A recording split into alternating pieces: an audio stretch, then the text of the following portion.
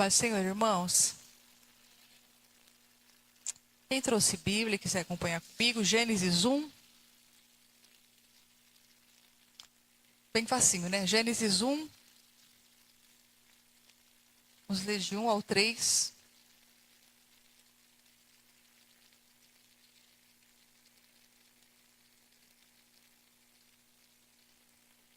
No princípio, Deus criou os céus e a terra. A terra era sem forma e vazia. A escuridão cobria as águas profundas. E o Espírito de Deus se movia sobre a superfície das águas. Então Deus disse: haja luz. E houve luz. Graças a Deus por essa palavra. O Espírito Santo personalize essa palavra no coração de cada um de vocês. Quando nós abrimos a Bíblia em Gênesis, vemos que Gênesis é o livro dos princípios. Ali nós vemos o princípio de todas as coisas.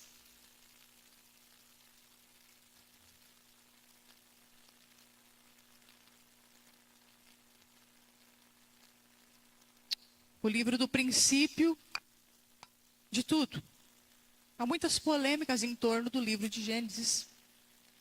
Com relação à constituição da família, nós vemos a criação do primeiro casal, Deus criando e instituindo a família. Há muita polêmica com relação à família. O livro de Gênesis também gera polêmicas com relação às questões de gênero, porque Deus criou homem e mulher. E nós temos aí várias polêmicas com relação a esse livro. E também nós aprendemos na escola, né? Tantas linhas que nos explicam e que tentam explicar como o universo surgiu. E nós estudamos, né? Todas as pesquisas e todas as linhas. Mas na Bíblia nós vemos o criacionismo. Entendemos que tudo que existe foi criado. E pela fé, entendemos que foi criado por Deus. Hebreus 11:3 está escrito: pela fé. Entendemos que todo o universo foi formado pela palavra de Deus. E o que se vê originou-se daquilo que não se vê. Então nós, os cristãos que cremos na Bíblia, somos criacionistas e entendemos que quem criou tudo foi Deus, por intermédio do seu Filho, por intermédio da sua palavra. E quando a gente começa a ler o livro de Gênesis, a gente percebe que o autor do livro não gasta tempo tentando provar que Deus existe.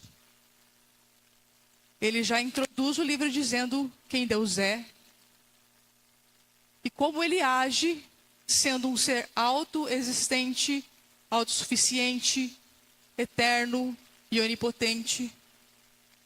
O livro já traz que Deus é antes de todas as coisas. Quando o livro começa no princípio,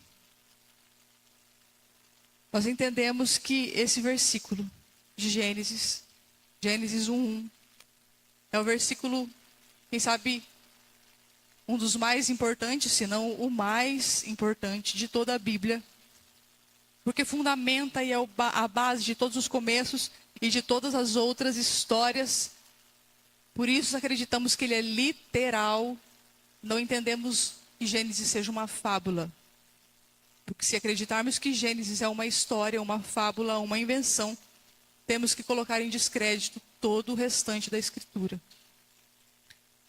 E o Deus Criador domina todas as cenas de Gênesis 1, criando todas as coisas. Eu quero trazer nessa noite algumas aplicações desses 3 primeiros versículos de Gênesis que a gente acabou de ler para a nossa vida. Sabemos que Deus se revela na sua palavra. E nós conhecemos as nuances e o caráter e a beleza de Deus quando nos inclinamos à sua palavra para aprender. E tem várias aplicações de Gênesis 1 a 3 Porque a palavra de Deus é para ser vivida no cotidiano. É para ser aplicada no nosso dia a dia. Na maneira com a qual nos comportamos, vivemos. E a maneira, as lentes pelas quais nós cristãos que cremos na Bíblia vamos ver o mundo é através da Escritura. Isso é inegociável. Nós cremos na Bíblia até na capa. Em tudo. Ela é inerrante, infalível para nós cristãos, inquestionável. E é na ótica da Escritura que nós enxergamos a vida, os nossos achismos, né? As nossas convicções. Quando nos entregamos a Cristo, nós rendemos inclusive as nossas convicções a Ele e submetemos a quem Ele é e a sua palavra. E a Bíblia começa dizendo, Gênesis 1:1, começa com no princípio. No princípio refere-se a um tempo. Aqui nós temos um quando.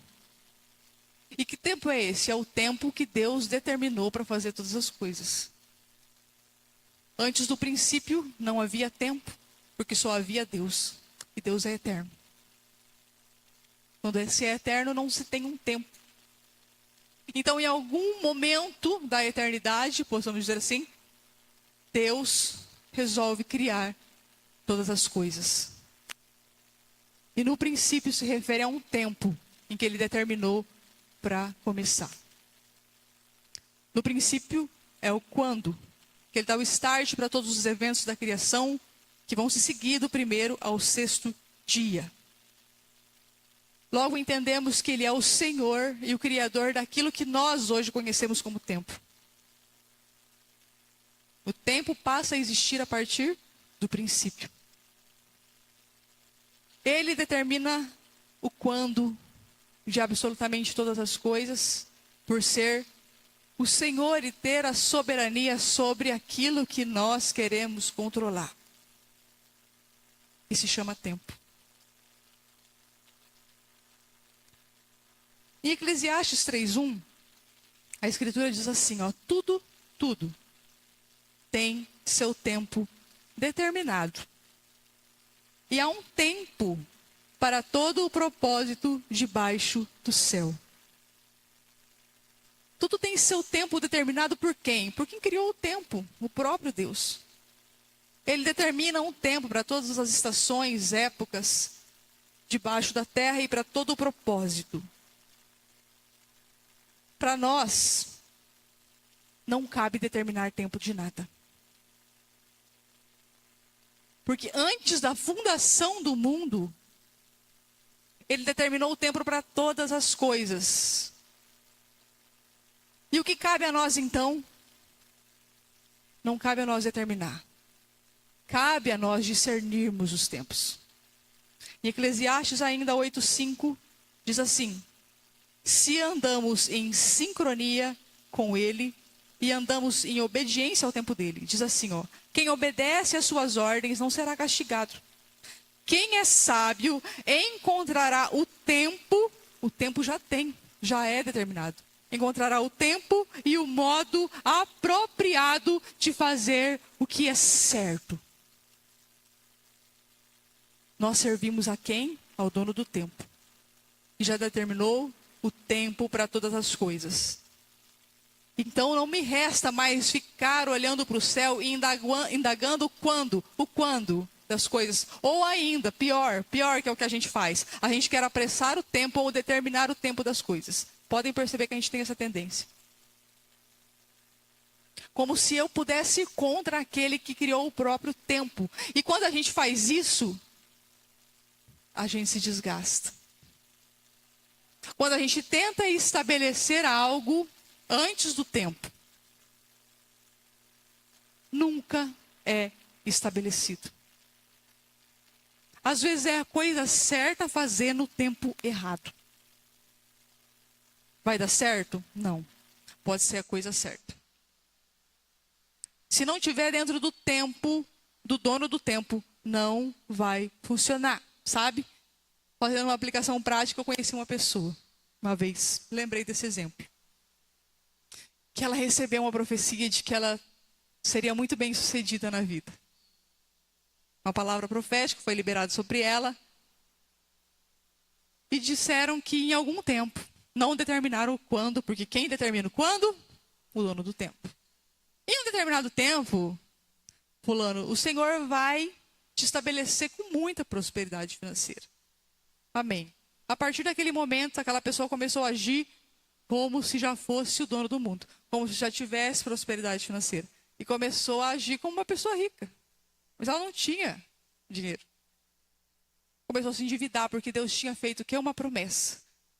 Porque não soube esperar o quando. E a gente, às vezes, tem uma promessa de Deus, sente no nosso coração o mover, mas não tem a paciência para esperar o quando. Sendo que Ele já determinou, a nós cabe discernir. Como diz em Eclesiastes, o sábio discerne o tempo.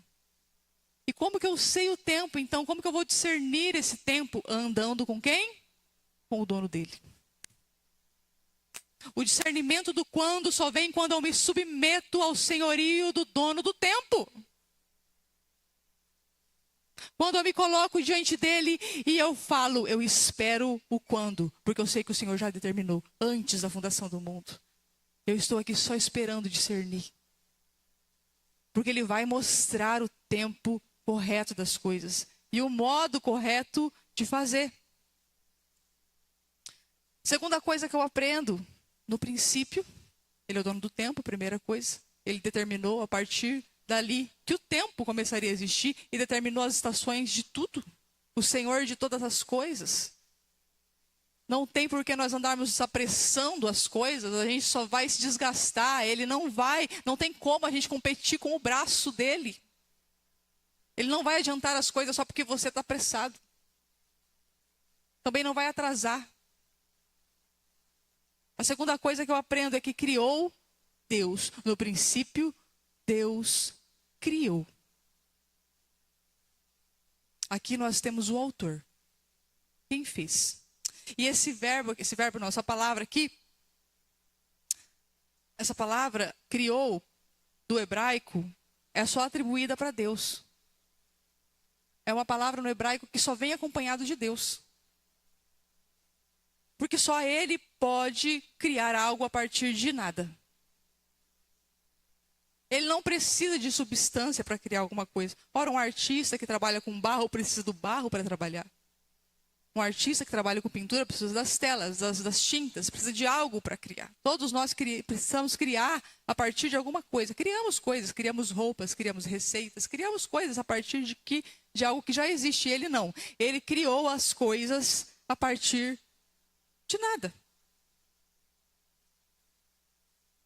Ele não precisa de circunstâncias favoráveis para fazer o que Ele quer. Ele faz tudo a partir do nada.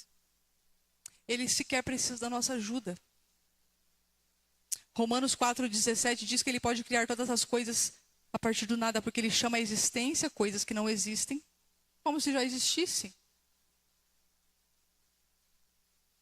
Logo, Ele não precisa de circunstâncias favoráveis para fazer aquilo que Ele já determinou fazer desde a eternidade.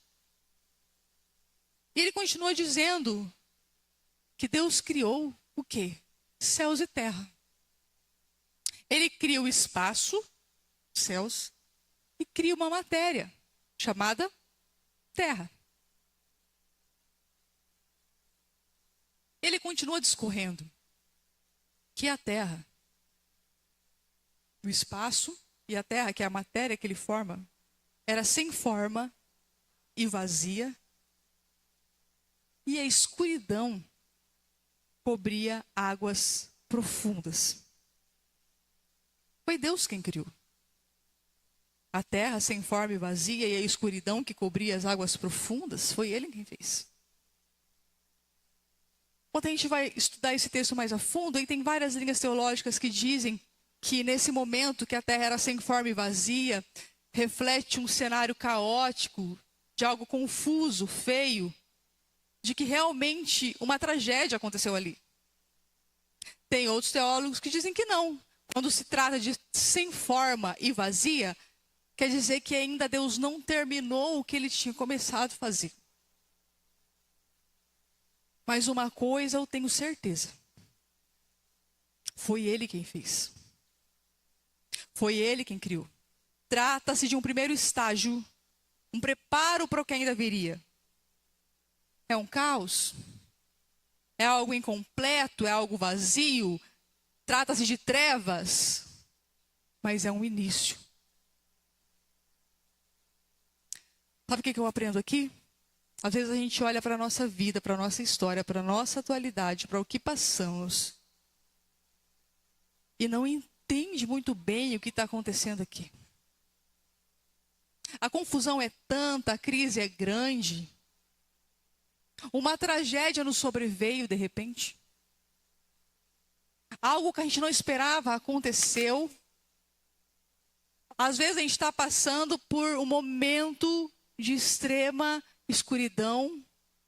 E a gente fala, meu Deus, o que está acontecendo? Deus não fala comigo. Eu não sei para onde ir. Eu não sei o que fazer.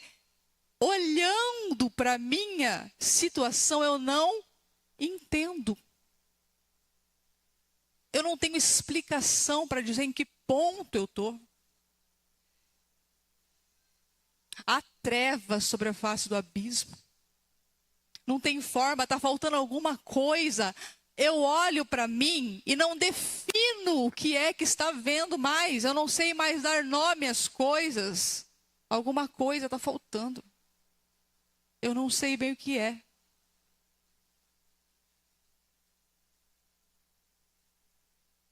É o início. É o início do que Deus está fazendo. Da mesma forma que a terra sem forma e vazia era o início do que Deus estava fazendo. Você, na situação que você está, é o início do que Deus está começando a fazer. Eu não sei se tratava de um caos ou de algo que ele mesmo determinou, que por não estar terminado ele disse sem forma e vazia. Eu não sei. A única coisa que eu sei é que tudo que ele começa, ele termina. Absolutamente tudo aquilo que Deus começa, ele termina. Filipenses 1,6 vai dizer: eu tenho certeza de que aquele que começou a boa obra em vocês irá completá-la até o dia em que Cristo Jesus voltar. Deus cria os céus e Deus cria a terra sem forma e vazia e com escuridão. Isso é maravilhoso, porque Salmo 139:14 diz: tuas obras são maravilhosas. E eu sei disso muito bem. Então tudo isso, todo esse caos, toda essa crise, toda essa dificuldade, toda essa escuridão, foi o Senhor quem fez isso. Sabe quando a gente começa a arrumar uma coisa, às vezes a gente desarruma antes. Quando a gente inicia a arrumação de um cômodo, uma faxina de um guarda-roupa. Como que é o início? Gente, a gente não consegue nem entrar no quarto às vezes. Porque a gente está desarrumando para arrumar. E aqui em Gênesis 1, Deus está fazendo isso. Ele está criando o cenário para começar. E na nossa vida, às vezes, criando o cenário para dar início, o pontapé inicial daquilo que ele vai fazer, ele dá uma desarrumada na nossa ótica limitada. Parece que está tudo fora de ordem. Parece que ele desarrumou alguma coisa, desalinhou ali. Mas as obras dele são maravilhosas. A gente tem que parar.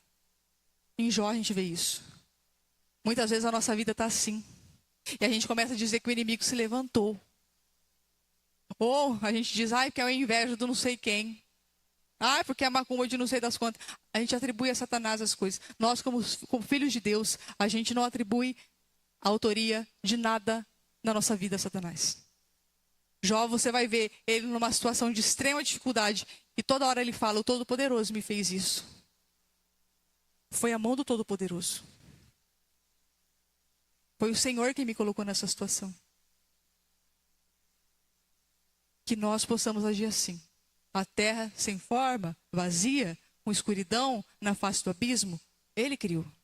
A sua vida, a turbulência, a dificuldade, a crise, o caos, Foi Ele quem fez. Nós somos dele. Não atribua nada, nada, nada na sua vida a Satanás. A autoria de absolutamente nada. Ele é o Criador. Ele é o Senhor. E continua dizendo assim: o Espírito de Deus se movia sobre a face das águas.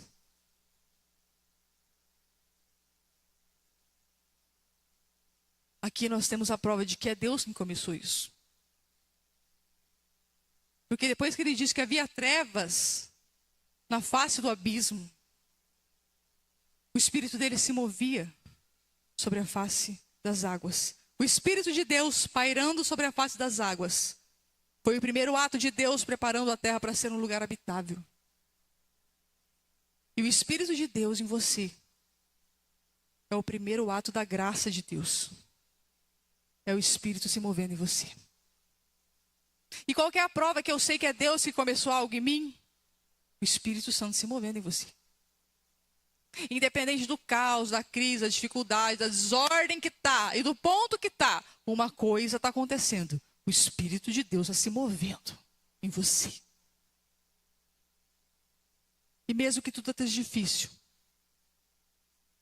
a prova de que Deus tem começado algo, por mais confuso que esteja, é o Espírito de Deus se movendo em você. Você não estaria aqui se ele não estivesse. A gente pensa assim, bom, se o Espírito Santo está em mim, então tudo tem que ir bem. Não é para ter trevas, você tem o Espírito Santo. Percebem que havia trevas na face do abismo e o Espírito Santo se movendo na face das águas. Você pode estar num momento de grande confusão e escuridão, mas deixa eu te dizer uma coisa: nada impede o Espírito de Deus de se mover em você. Nenhuma escuridão, nenhuma crise, nenhuma desolação, nada. O Espírito de Deus se move. É o primeiro ato da graça de Deus e a primeira prova que a gente tem de que realmente foi Ele quem fez isso.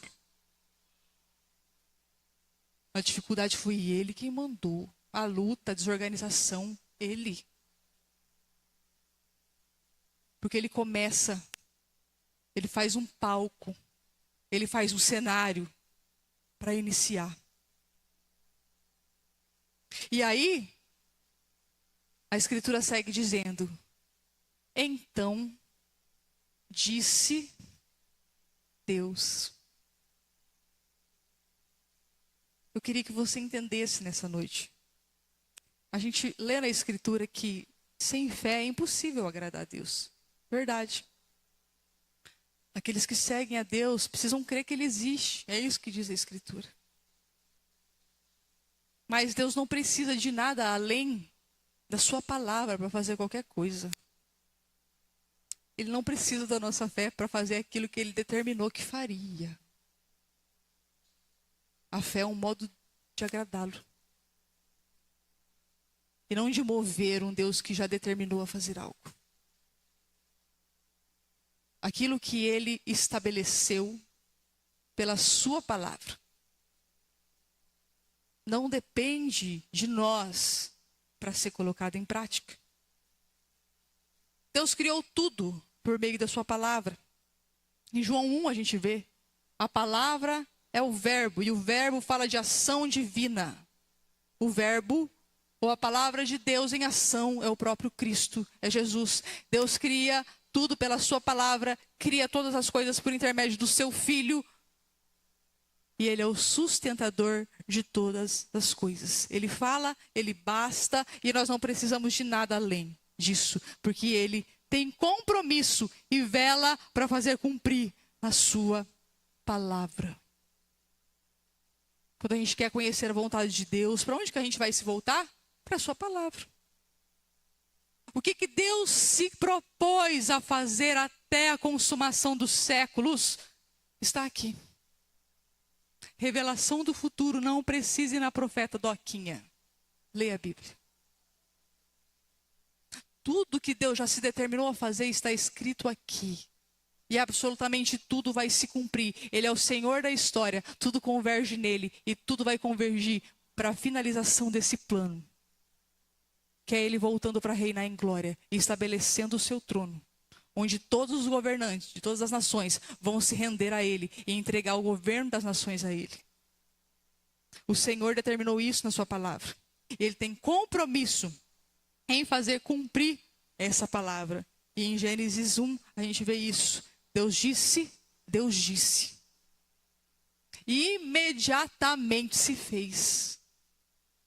Ele não precisou recorrer a ninguém. A espera que o fulano não está numa boa fase. Vamos pedir uma ajudinha aqui, porque não está dando certo. Vamos esperar o fulano ali crer. Deus não precisa. Quando ele fala, imediatamente o que ele fala vem à existência.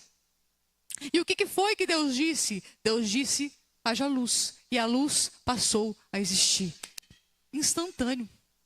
Porque quando ele ordena, as coisas acontecem. Tudo que ele planejou ao longo da história vai acontecer no tempo em que ele estabeleceu. E no tempo que ele falou. Nós não temos como atrasar esse plano ou como adiantar isso. Ele disse, haja luz. A primeira coisa que Deus faz é acender as luzes do palco da história. A luz aponta para Jesus. Isaías 9 vai dizer que o povo que andava em trevas viu uma grande luz. E sobre os que andavam na escuridão da sombra da morte, resplandeceu a luz. Porque o menino nos nasceu e um filho nos foi dado.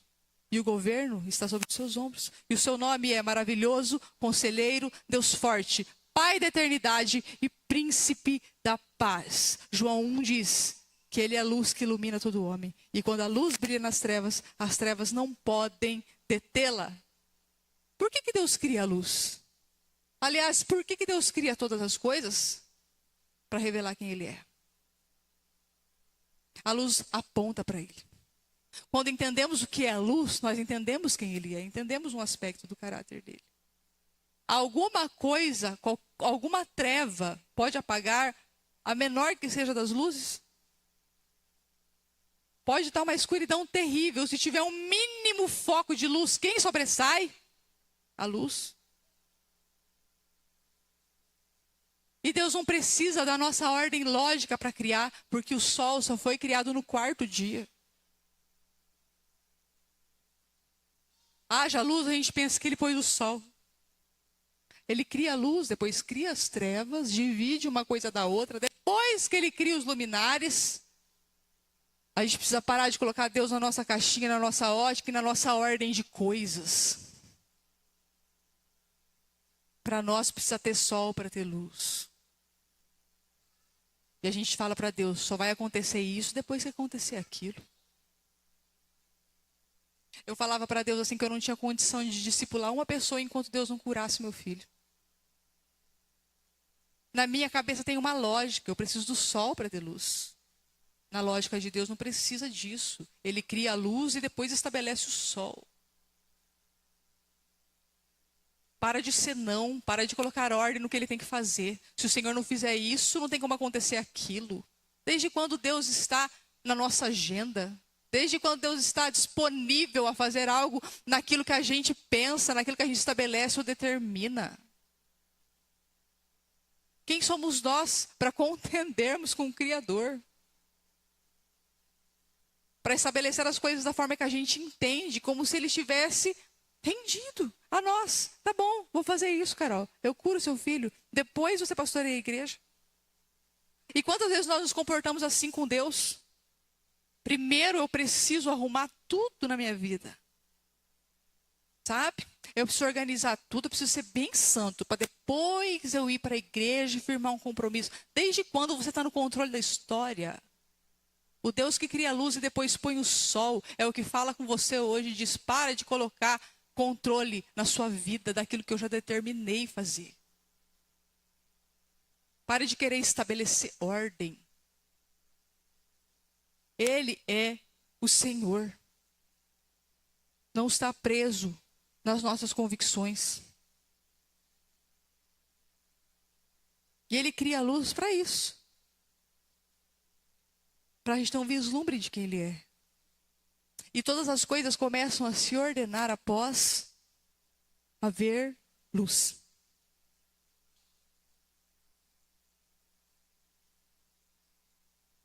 Quando eu quero arrumar alguma coisa, não dá para arrumar no escuro. Quando eu quero ordenar algo, eu preciso de um foco de luz.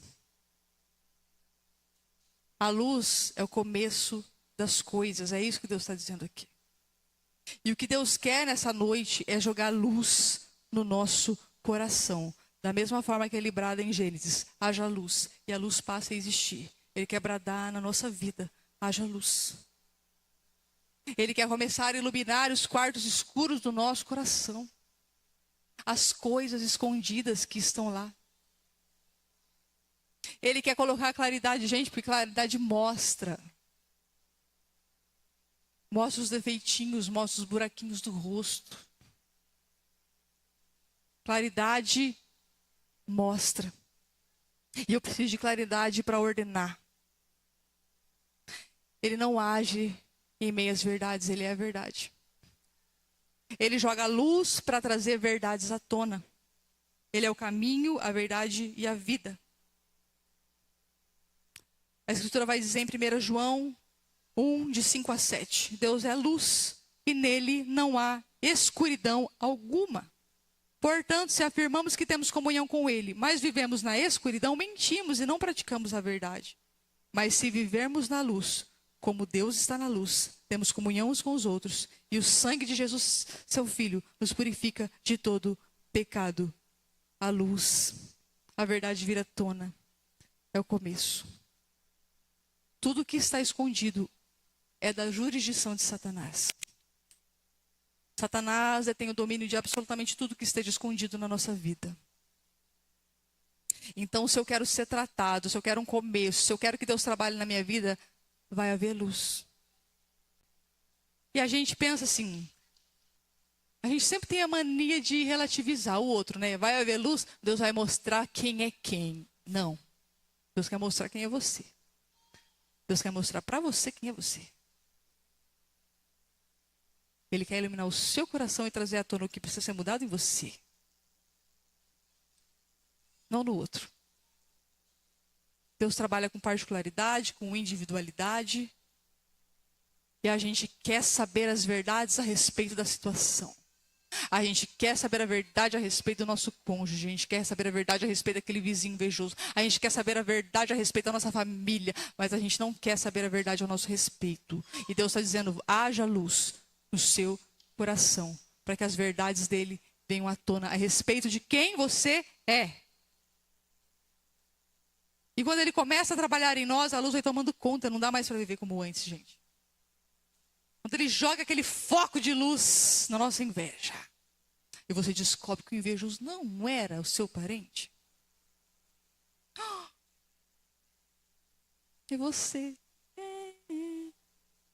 Quando ele pega o foco de luz dele e joga em você, e você percebe que o seu marido não é o problema. É você. Esse é o início das coisas. Ele está começando a ordenar a criação. E quando ele começa a jogar luz em você, fique feliz. Ele está começando a colocar ordem na tua vida. Ele vai começar a chamar a existência coisa que não existe. O Deus de todos os princípios, que é o Deus de Gênesis 1. Ele já começou a trabalhar em você.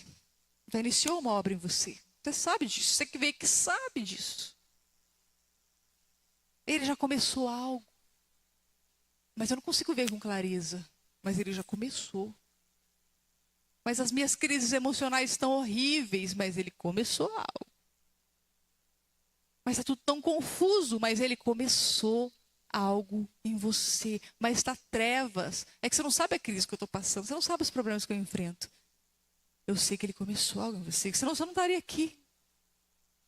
Ele começou algo em você. E a partir de agora, haja luz. A partir de agora, ele vai trabalhar na claridade das coisas. Tudo que é camuflado A gente tem a mania de camuflar os nossos pecados e eu me peguei fazendo isso. Sabe o que eu falava sobre mim? Eu falava assim, olha que bonito, gente. Vê se não é, vocês não vão imaginar que é um pecado. Eu sou procrastinadora. Bonito, né? Esse nome. Aí o Espírito Santo veio, você não é procrastinadora, minha querida, você é preguiçosa. Vamos dar nome para as coisas, jogar luz aqui? Ah, é porque eu tenho a minha personalidade forte. Não, querido, você é mal educado. Quando o Espírito Santo vem, é nesse tom. A luz mostra a verdade a respeito das coisas. Deixa eu te falar aqui, você não está sobrecarregada não, Carol. Você é orgulhosa. Você quer só se dar bem, você quer estar bem, você quer conforto. Esse é o seu problema. Não é sobrecarga não, minha querida. É teu orgulho, teu ego gritando. Achando que o mundo tem que te servir.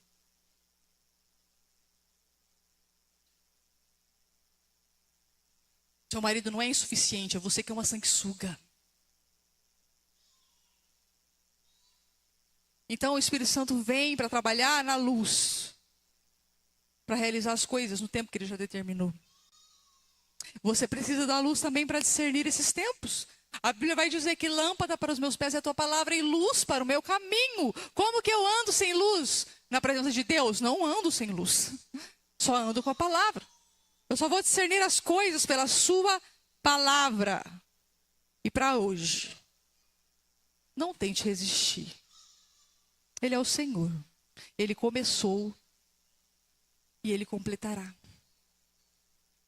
Você não vê Deus em Gênesis 1 dizendo, nossa, eu criei o céu e a terra, mas deu alguma coisa errada aqui. Agora eu vou ter que parar com isso daqui porque não deu certo. Você nunca vê Deus ao longo da história parando algo que ele determinou, porque alguma coisa não estava tão simétrica. Nossa, eu até ia trabalhar em você, mas a sua história está bem complicada, viu? Então assim eu vou deixar para outra hora. Você não vê Deus fazendo isso. Ele já determinou um tempo para completar. Eu quero finalizar com Isaías 45, do 5 ao 9. Diz assim: eu sou o Senhor, não há outro Deus. Eu o preparei para a batalha, embora você não me conheça. Para que todo mundo de leste a oeste saiba que não há outro Deus. Eu sou o Senhor e não há outro. Formo a luz e crio as trevas. Pois é, esse caos que você está vivendo foi Ele mesmo quem fez. Trago a paz e crio a calamidade. Eu, Senhor, faço essas coisas. Abram-se os céus e derramem justiça. Abra-se a terra para que brote a salvação e com ela a justiça. Eu, o Senhor, as criei. Que aflição espera quem contesta seu Criador? Acaso o pote de barro discute com o oleiro? O barro argumenta com aquele que lhe dá forma e diz, você não está fazendo direito. Ou exclama, você não sabe trabalhar. A gente precisa parar de olhar para a nossa vida e achar que Deus errou alguma coisa. Achar que Ele se equivocou em algo. Parar de olhar para as nossas 24 horas que Ele nos deu e dizer que correria. Meu dia tinha que ter 36 horas. O Criador não sabia o que estava fazendo. A gente precisa parar de resistir àquele que já terminou fazer as coisas. A gente precisa parar de colocar Ele na nossa lógica de sequência da vida. O que nos resta é nos dobrar a Ele e dizer, eu me rendo. Tu és o Senhor. Eu sei que o Senhor já iniciou algo e eu quero discernir os tempos. Quero voltar no princípio. Eu queria fazer uma coisa aqui, falando de princípio, né? Do começo das coisas. Começo tumultuado, escuro. Que é o começo. Que é o cenário que Deus está preparando para começar a fazer o que Ele quer.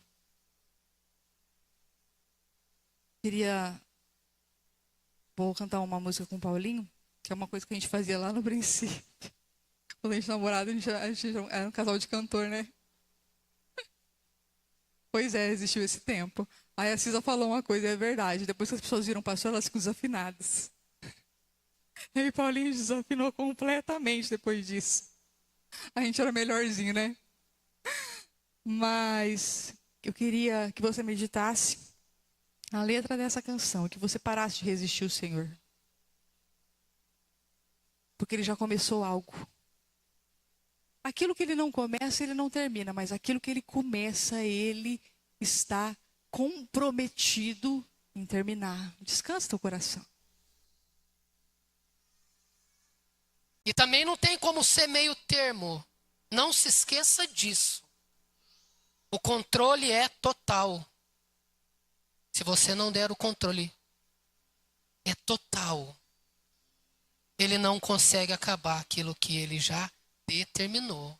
De repente ainda tem muito tempo aí. Estou sofrendo demais, o senhor não sabe o que está acontecendo. Não importa. Se no começo era treva, não importa.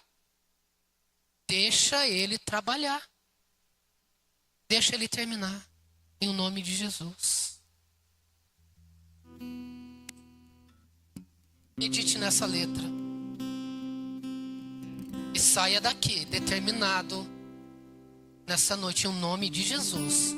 Amanhã pode ser tarde. Em nome de Jesus, receba o que o Espírito diz à igreja nessa noite. Amanhã pode ser tarde.